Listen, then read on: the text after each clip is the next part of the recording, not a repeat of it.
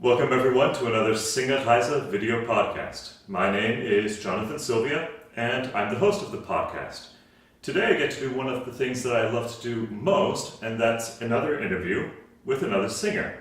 So joining me today is Marlon Trigg, and he's a local tenor. Hi. Hi Jonathan, how are you doing, man? I'm doing all right. So let's talk a little bit about where we met. Well, from my first memory was with BelPres Presbyterian Sure. Choir. So we both sing there as I sing there as a soloist and in the choir, and you've been singing there in the choir For over 20 years. Yeah, you've been there. I've been there 5 or 6 years. You've been there a lot longer than I have. Right. I started at BelPres Presbyterian, I think, in the early 90s. Okay. And had sung there a number of years before we did our first tour of Europe, our European tour, which took us to, what was it? Took us to the Czech Republic, Germany, Czech Republic. You know, where we actually were able to, where we concertized and did actually a bulk of our program. A lot of our program was actually old American sacred music and spirituals. Sure. That we did, and so that's actually my first experience of consistently, publicly doing spirituals was during those tours. Okay, and were you doing those just with the chorus, or as a soloist and with the chorus? As a soloist and with the chorus. Okay.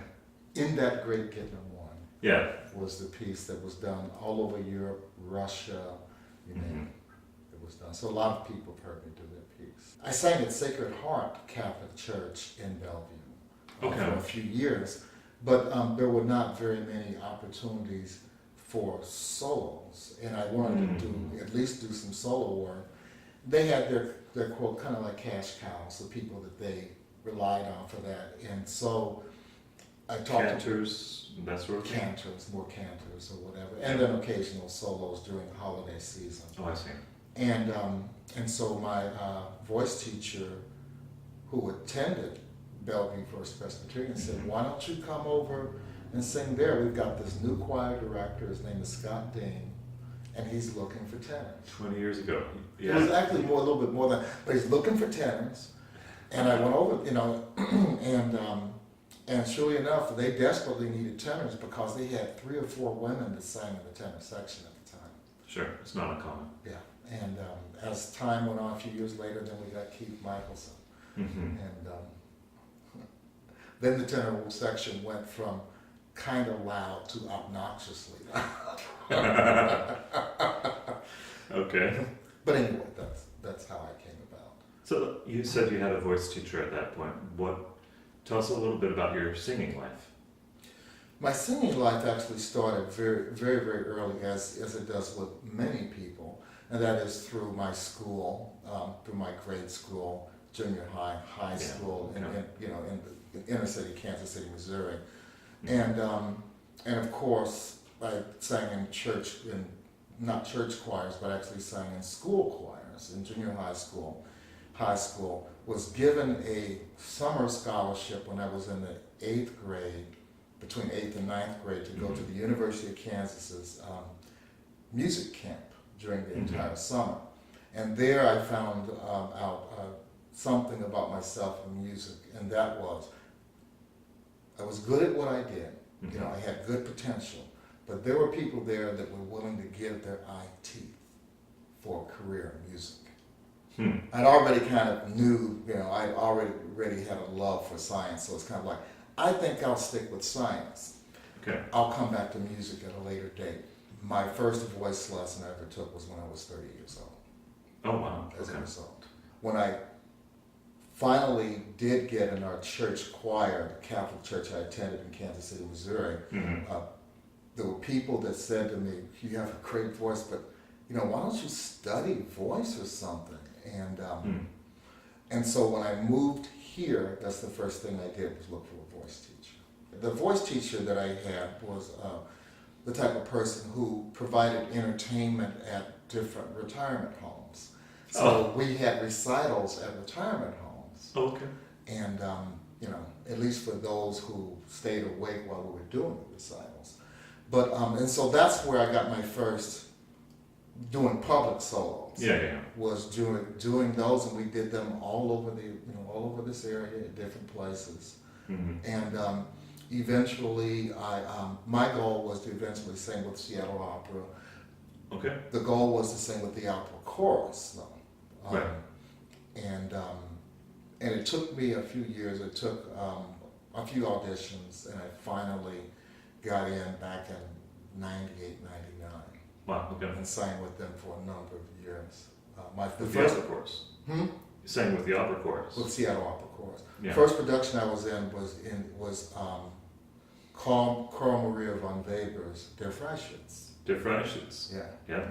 We did that. Did Boris Godunov or Boris Godunov also with Seattle Opera. And those two things have not been done since.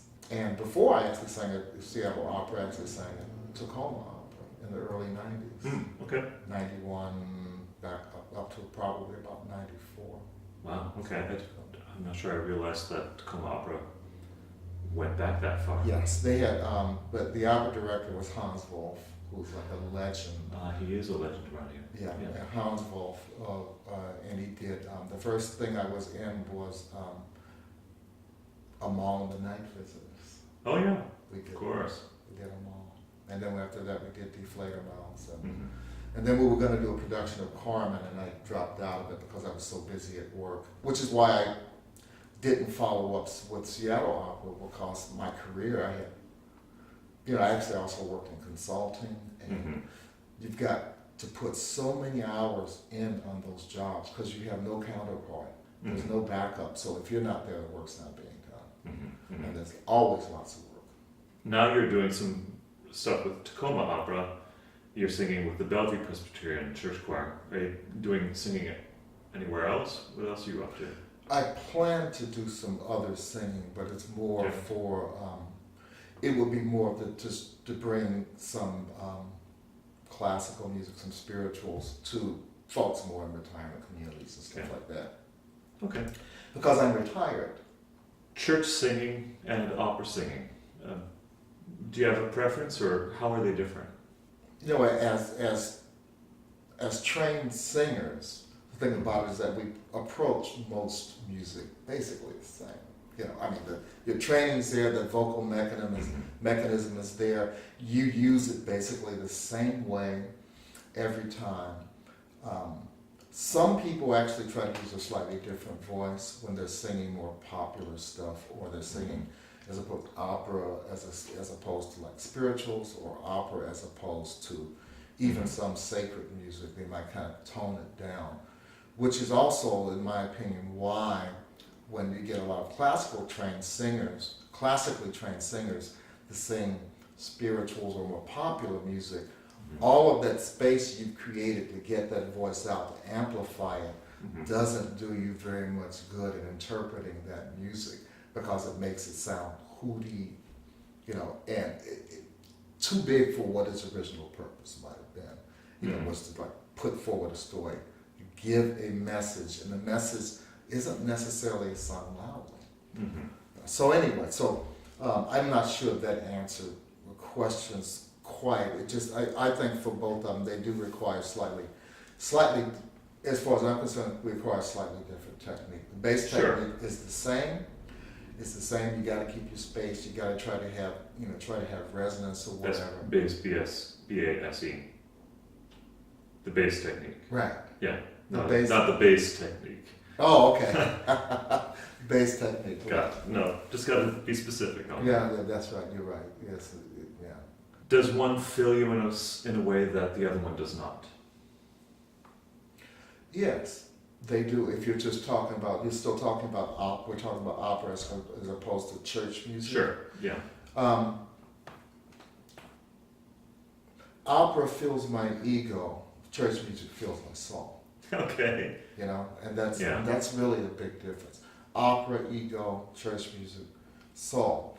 The other thing about it is that there are many times, and there are many things in opera that can touch you spiritually, although it might not be the spiritual. It's like the roots of the soul and our emotional states and where we're at the time. Sometimes I've listened to opera and just broken down in tears over the turn of a phrase, notes sung a certain way. Sometimes if a person makes a mistake, because you feel so badly for them. Because I've heard some gorgeous, gorgeous, gorgeous arias, and you get that one little hiccup toward the end of the song, and you get and it's it's kind of like they just sung this aria better than most people ever have, but they had this one little mistake. But it kills them. It does it every time. So anyway, that's my answer to that. Okay. Yeah. So one of the things that we've connected at Bellevue Presbyterian on, we being you and I, is the singing of spirituals. I like to sing the spirituals, and you have a long history of singing spirituals at Bellevue Presbyterian. We've had all of these conversations at the church about how to interpret the spirituals and the place of the spirituals. So that's kind of why I wanted to talk a little bit about spirituals here. Sure. I had just done the video of Deep River about 1 month ago. And that which was nicely done, I must add. Well, thank you. And if you want to watch that video, I highly recommend it. You can find the link. It'll be just right above his head, actually. So make sure to check that out. It's a great video. And I talked briefly in that video about some of the basics of what a spiritual is. But what do you interpret as being, what defines a spiritual? Actually, it's a really, really good question. And as far as I'm concerned, what defines a spiritual, comes up from the history of spirituals themselves.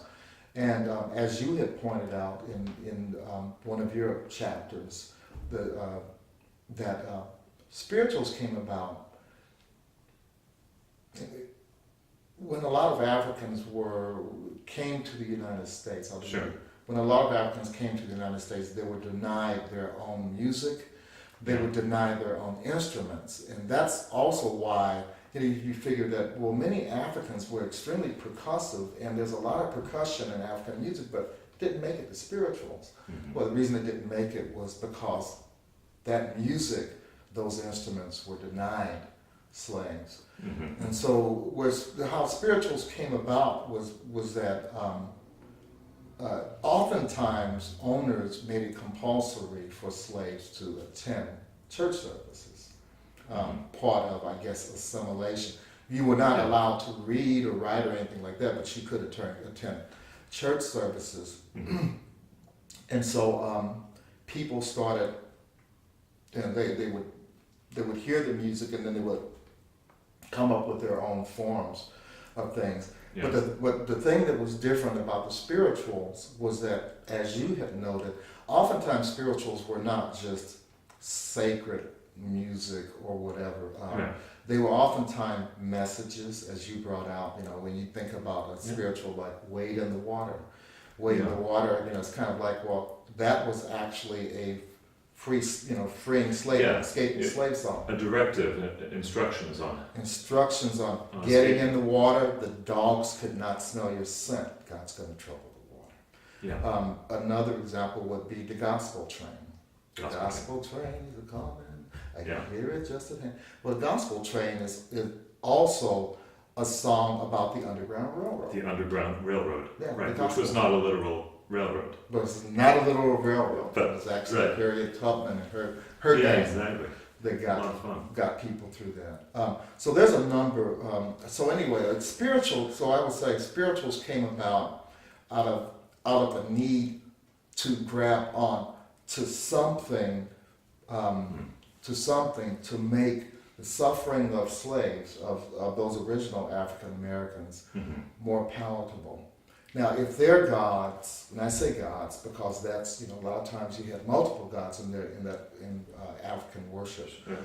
Since those gods were taken away from them, and the God that they were, quote, given, the story behind our Lord Jesus Christ being instantly relatable to the plight of the African American slaves, kind of like, ding, okay. That's one thing. From a practical point of view, though, this is another way to look at it, is that if you want to get yourself out of bondage, then one of the things you have to do is appeal to the kinder nature of those who are putting you in bondage. Mm-hmm. What better way to appeal to the kinder nature than to appeal through their religion? Okay.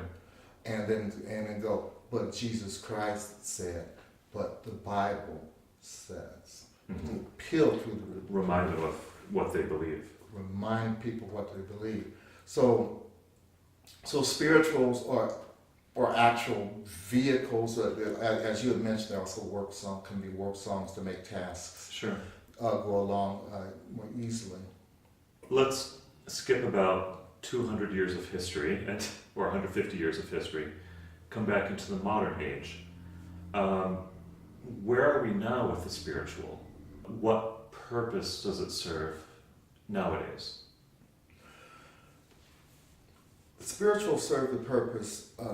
It serves the purpose of conveying the Word of God to people in an art form that was originated in the United States, about how people were generally treated in the United States. But as the years have gone on, and we've had the civil rights movement and other things take place, the spirituals don't become outdated or they become old or anything like that, but they begin to take on even newer meanings to different people. Say, for instance, the gospel train. Well, certainly we're not talking about an underground railroad, but spiritually, the message is the same. I hear the gospel train, it's coming, and everybody can get on board.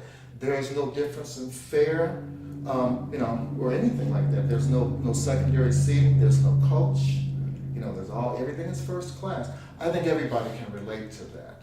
Okay. So I was just reading an article this morning about airlines. The shrinking seats? The shrinking seats on airlines, yeah. Now every seat is first class on the gospel train. Every seat is first class. I love that image. Every seat is first class. The rich and poor are there, no difference in the fare. Yeah. We can all instantly relate to that. And we can all, and so that's the thing. That's the difference. Is that at that time, as far as people performing spirituals nowadays, they're not performed nearly as much. And unfortunately, I must say, I occasionally do go to Baptist churches, to black churches in the summer, or when I go back to Kansas City, Missouri. Yeah, I go, and this is what I've noticed, and that is, you don't get spirituals. Okay. Period. You get praise teams. And so you have a praise team, they're very, very good, but they're basically almost singing at you. Like a performance? Like a performance. It's just it's a praise team, and the congregation doesn't have a lot of, unless you just know the words to the particular song, but you don't have a lot of opportunity to join in. Okay. And one thing for sure is that black folk love to sing. Okay. Which is why I was shocked to go in there and kind of go, the only people singing in here, it's folks up front. I figured that everybody would be singing. So you feel that that's a change from... It's a big change, and spirituals, and the other change as far as spirituals are concerned was that, with the advent of Harry Boulez and spiritual arrangements that have a little bit of classical influence, well, what happened is that spirituals became basically the purview of the classical singer. Okay. Are spirituals now considered art song? Yes, as far as I'm concerned. You think so? Okay. And also choral. But I mean, they're still religious, but I would classify. And the reason I would say art songs is that so many artists have done these things at the end of their recitals. Kathy Battle, Leontine Price, Paul Robeson, to name just a few. Vincent Cole, who's a more recent, sang with Vincent at Seattle Opera several times. Kansas City boy. Oh yeah. Kansas City Okay. Boy. But yeah, and these, as you know, the recitals were not religious recitals. They were usually singing art songs. They're singing art songs, maybe a little opera or something like that. And so the spirituals were actually put in that vein of being an art song long ago by classical artists. Hey, you're not allowed on the piano. Yeah, that's better. Should they be confined to being, the last one or two encore pieces at the end of a art song recital? No. No. And the reason I say that is that there are very, very few original forms of music that comes out of the United States. That's one of them. That's one of them. Big time, of course. Jazz and blues and stuff like that. Rock and roll. These are U.S. things that have permeated the entire world. Now, probably want to include rap. Yeah. Worldwide. Sure. Worldwide. And so spiritual should not be should not reside in the dustbin of history. Yeah. I do see occasionally people do programs of spirituals. But I'll tell you, as I mentioned in our church one of the times when Scott Dean, our choir director, was making some comments about singing spirituals, and that is that, we weren't doing it, meaning churches. Who else was going to do it? Who else would do them? Sure. And, it might be tough to say, but if black churches aren't going to do spirituals, I don't care who does them, as long as they're done. Sure. Because that's the only way to keep those things alive, and they don't end up just going off on the dustbin as old folk music. Right. The message is still just as relevant today as it was. Always has been. Then. For everybody. I think that anyone, and I don't care who you are, can find some comfort or support in spirituals. So let's get back to that word anyone. It's come up a few times. Is there any sort of stigma nowadays against white people singing them? Or even is there a stigma against black people singing spirituals? No. And the reason you say no, okay, but go explain. No, it's then this is the thing. Let me answer the first question. Sure. As far as whites singing spirituals, are there any bad? No. And the reason I say that is that the average young person wouldn't know what spiritual was anyway. They wouldn't even have an opinion. Go, what is that? Okay. So if you talk to a person, to a millennial or something like that, I'm not sure they would even know what spiritual was. Okay. I suppose one of the reasons I'm bringing this up is that there's a buzz term right now, cultural appropriation, and my layman's understanding of it is that white culture is basically absorbing all of the other cultures and almost even taking away the culture from those people. So in certain cases, people get offended if a white person is wearing something that they got in Africa, because their wearing it somehow deprives Africa of its culture. It's now being associated with two different cultures. So that's the concept behind cultural appropriation, and that's the concern. So when a predominantly white church choir like Bellevue Presbyterian sings an art form that originated in a black community, does that take away, or is that just adding to something? From a religious standpoint, it always adds. Well, yeah, sure. From a religious standpoint, you can do no wrong in that regard. Okay. From as far as this world that we're living in,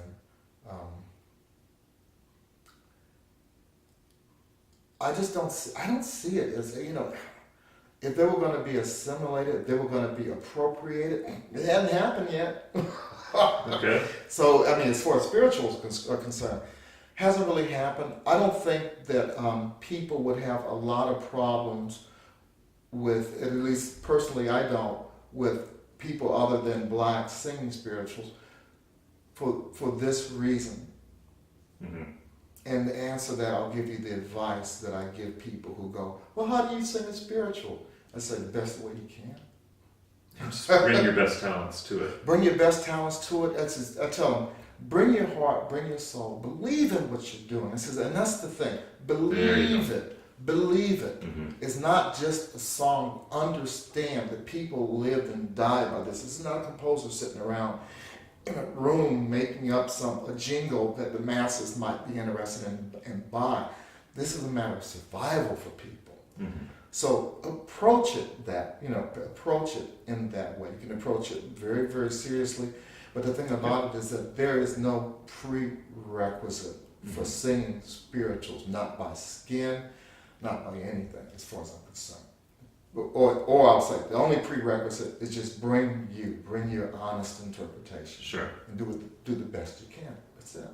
So I want to talk about interpretation in just a minute, but before I leave this topic, I think you mentioned at one point that you were tentative to approach spirituals because you were black. Mm-hmm. Could you talk about that at all? Sure.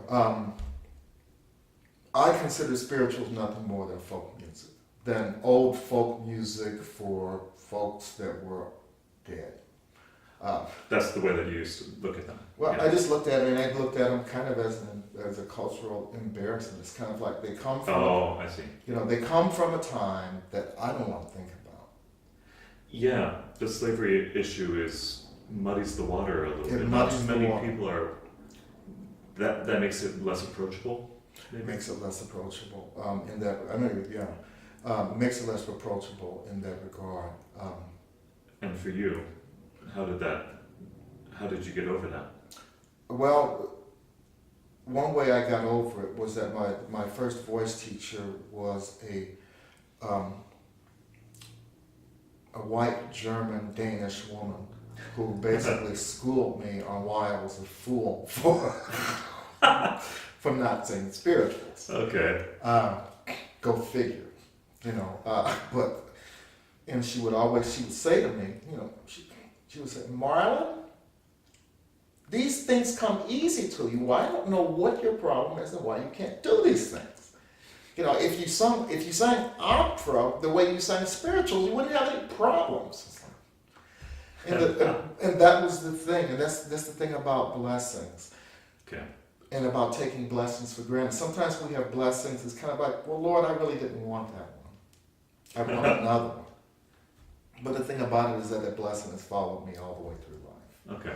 That blessing. I didn't recognize that blessing, and the Lord, in His wisdom, didn't take that blessing away. If you don't use it, you lose it or whatever. Mm-hmm. Didn't take that away. But that was the thing, and that's how I began to change my attitude. And I also did them well. Okay. And I would do them as solos at church, and the audience would go nuts. And it's kind of like, what? Yeah. And I always would walk away and wonder, it's kind of like, did they really like that? I always doubted it. Oh, yeah, I always doubted it. Until in the last 10, 15 years. That recent? Mm-hmm. Wow, okay. So even as you were doing these in Poland, you were having... I wasn't in the States. I wasn't in front of a black audience. Okay. Wasn't. And it was a solo opportunity. It was a big opportunity. It was a big thing, and it sat well in my voice for the type of singer I've always been. Okay. So some of these questions are coming a little bit from Facebook, and one of the things that they ask is about performance of them, specifically about diction. A lot of the spirituals are written in a sort of quasi-dialect. Mm-hmm. How far do you go with that? Oh, that's an excellent question. As far as diction is concerned, it depends on your audience. Okay. I'll tell you. And I'll say, for my experience with diction, I tend to try to soften some of the kind of like the Gullah language part of spirituals. So if I sing something like, the gospel train, I'm not gonna go, the gospel train the gospel is gonna soften that D. Just soften it. Just soften those hard consonants just a little bit. Because it to me, it kind of takes away from it, and it's just kind of a happy medium. So I'm a little bit more comfortable doing it that way, softening those consonants. but they gotta be there because the authenticity goes away if you take it all out. So as far as diction is concerned, so you need to leave some of it in for it's authenticity. got to be in for authenticity, but I would say ideally it would all be in except you would soften it just a little bit.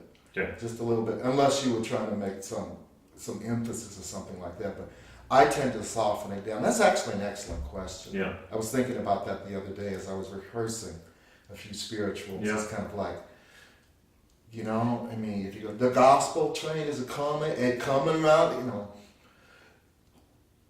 because I've got to believe in what I'm singing. Maybe at the time that they were written and that they were performed, it was one thing. But I got to also believe in what I'm doing. If I'm thinking that much about what people are thinking about the language, then I'm not really giving what I need to give to the piece. So I just soften it down, but I try to keep that feeling. Sure. In Deep River, I think the line was, I want to cross over into campground. Do you want to go? I want to cross, or just try to find some way not to draw attention to it. I want to cross. I want to cross, and just kind of soften it so that it's neither one nor the other drawing attention to it. Or a person might go, I want to cross over, I want to cross.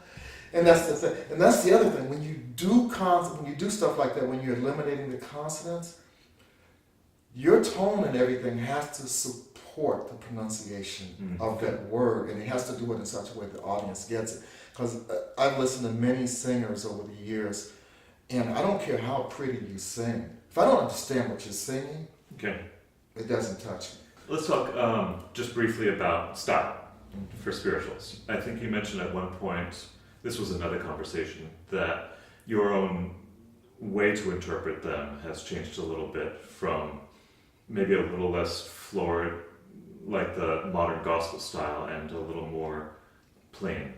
Is that true? That's true. And I'll just mention this. That transition for me between spirituals and gospel came from one singer, and that was Mahalia Jackson.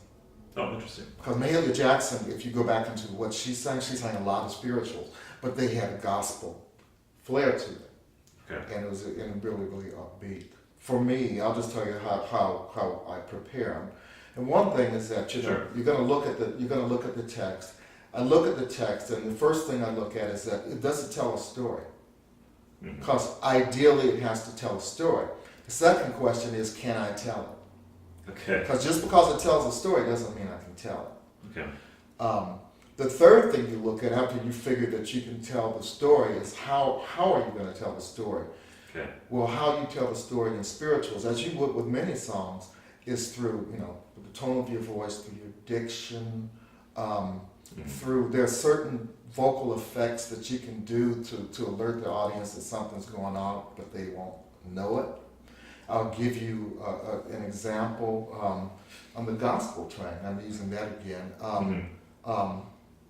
There's a part, I forget the first words, but it goes, it's loosening all his steam and brakes.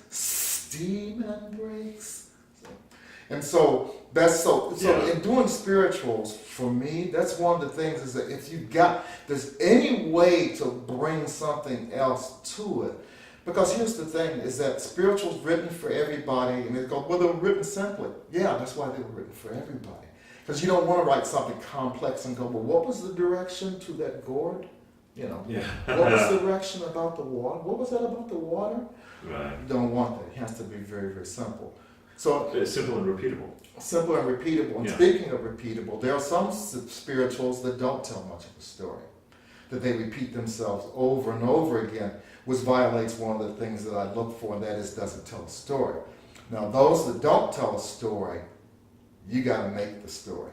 And the way that you don't have the lyrics to make the story, so you got to do that through your diction, through your tone, through your use of dynamics. Yeah. Because when you go, get on board, little children, get on board, little children, get on. Okay, you sing it the same way 3 times. Yeah. So those are the things, as far as I'm concerned, that There's still a story to be told, it's just not in the words themselves. Not necessarily in the words themselves. And Okay. the other thing you have to do the final thing is that with everything that you put together as far as its diction, its interpretation and all that type of stuff, of course you've got to think about the audience. Okay, and these things that you've done, is the audience going to get it? Mm-hmm. Or they're going to get it? Because all that you've basically done is massage your own ego. So Okay. take the ego out. What is the audience going to see? What are they going to get? And if they're not going to get it, then either you need to change some things in your interpretation or you need to move on and sing a different piece. Interesting. Okay. So, thanks for coming. And if I can, I'll try and get another video of you singing that in that great Getting Up morning and attach it to the end of this video. I think people. That's a pro. I figured that you would. I think people will enjoy that. If you want to find out more about Singerreise, you can check out the website singerreise.com, where you'll find more interviews, more articles and resources all about singing. You can also follow us at facebook.com/Sylvia, and I'm posting on there regularly, as many times as once a week or more. Like the comments, post, make some comments yourself, and also you can follow us at twitter.com/Singerreise. You're presently watching the Singerreise YouTube channel. Make sure to subscribe to that. That way you get emails every time a new video is released. And of course, I could always use your help at patreon.com/Singerreise. That's the vehicle that kind of keeps this going monetarily. There you can be a patron and for just $1 or so every month and help support the Singerreise mission. So, anyway. Thanks again for coming. Well, thank you, John. Yeah, you bet. Thanks for having me, man. It's my pleasure. My pleasure. So, and thanks for watching.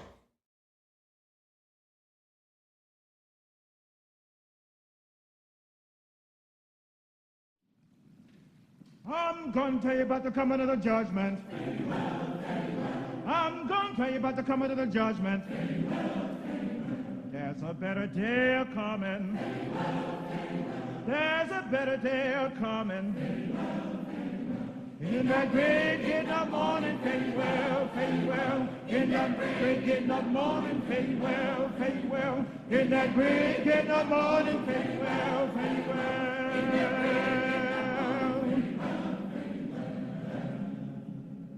Oh, preacher, fold your Bible. Yes, preacher, fold your Bible. For the last soul's converted. For the last soul's converted. In that great getting up morning, fare well, fare well. In that great getting up morning, fare well, fare well. In that great morning.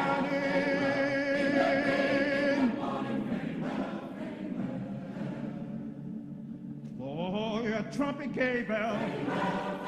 Oh, your trumpet Gabriel. Lord, how loud shall I blow it? Lord, ride, calm and easy. Do not alarm all my people. Tell them all to come to the judgment.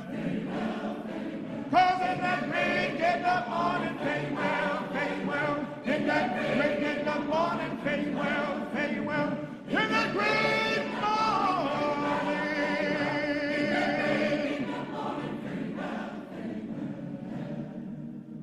Then you see them coffins busting. Then you see my folks is rising. Then you see the world on fire. Then you see the stars are falling. Then you hear that forking lightning. Then you hear that rumbling thunder. Fare you well, poor sinner. Fare you well, poor sinner. Cause in that great in the morning, fare well, fare well. In that great in the morning, fare well, fare well. In that great in the morning, fare well, fare well. In that great